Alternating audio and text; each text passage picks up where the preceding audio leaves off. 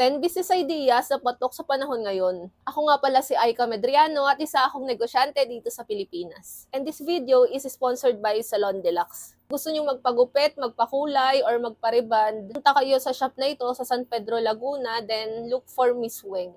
Napakaganda ng services nila. So, balik na tayo sa pinag-uusapan natin. Sa panahon ngayon, patuloy nang nagbabago ang mundo at ang teknolohiya. Kaya marami na ring opportunity na nagbubukas para sa magnenegosyo.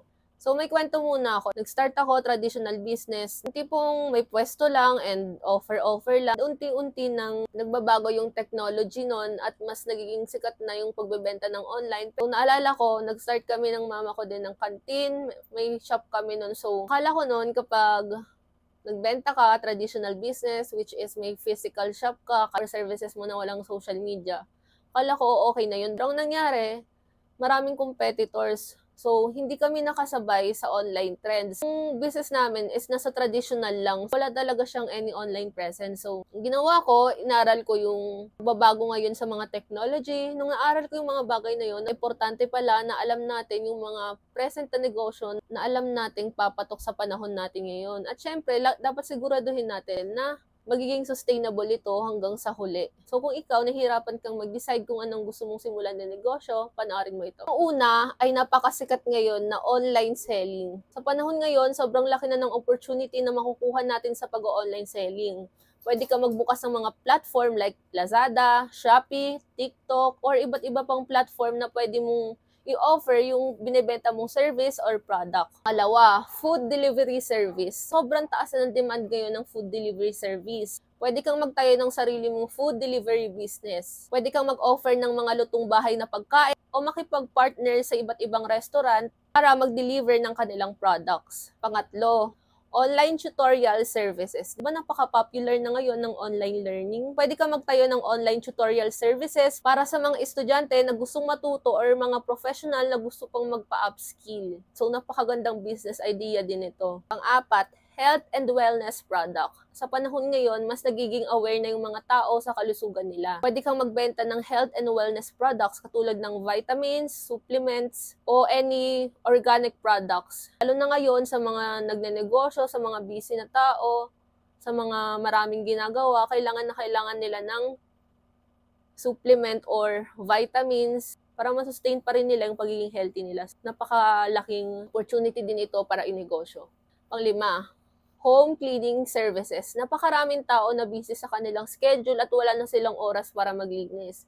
Kaya pwede tayong mag-open ng negosyo na makakatulong para sa problema ng ibang tao. Pwede kang magtayo ng home cleaning service na mag-o-offer ng professional service para sa mga to. Siguradong magiging patok ito dahil kinakailangan ito ng mga tao ngayon, lalo na sa mga busy sa trabaho, sa negosyo at iba't iba pang bagay. Pang-6, personal fitness training. Maraming tao ang nangangailangan o naghahanap ng mga personal fitness trainer nila para tulungan sila sa kanilang fitness journey. Pwede kang mag-offer ng personal fitness training online or personal services sa gym mismo. Pang-7, digital marketing services. Napaka-importante ngayon ng digital marketing services sa mundo ng digital age.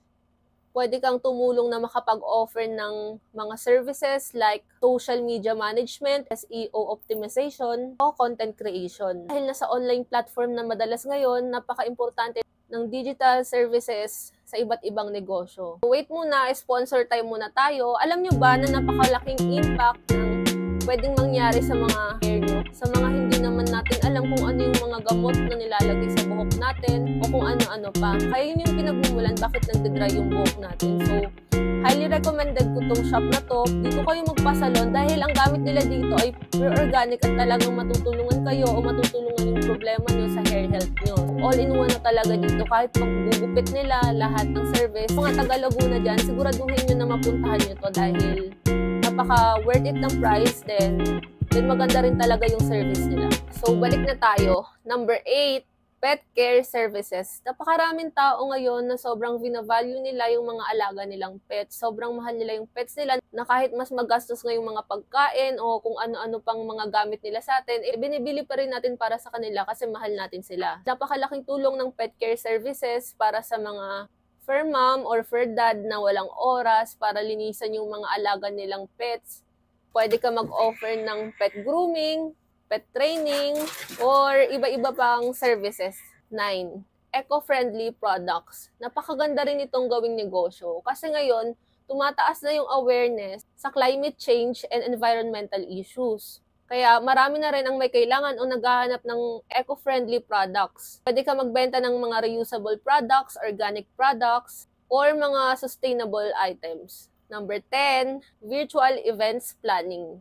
Sa panahon ngayon na hindi na advisable yung mga malalaking gatherings, pwede kang magtayo ng virtual event planning services. Pwede kang mag-organize ng virtual parties, conference, or team building activities para sa client mo. Napakalaking tulong nito para sa mga kliyente na nangangailangan ng mga services na to. Ayun yung 10 businesses ideas na pwede kong i-recommend sa inyo na papatok sa panahon natin ngayon. Pero sa pagpili natin ng mga negosyong ito, importante pa rin na alam pa rin nating aralin yung mga market needs at competition sa industry. Huwag nating kakalimutan magkaroon ng tamang business plan at tamang tools at resources para sa negosyong pipiliin natin. Naniniwala kasi ako na basta may tamang diskarte ka at determinasyon, siguradong magtatagumpay ka sa negosyong tinatahak mo or tatahakin mo. Ang kalaban kasi natin dito, hindi natin napupush minsan yung sarili natin para gawin yung bagay na gusto natin.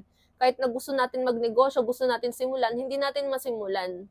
Kasi natatakot tayo na mag-fail or hindi mag-work yung gagawin natin. Lagi ko nga sinasabi na hindi gagana ng isang bagay o hindi natin malalaman kapag hindi natin ito na-experience. So, sayang yung mga opportunities kung papalagpasin lang natin to.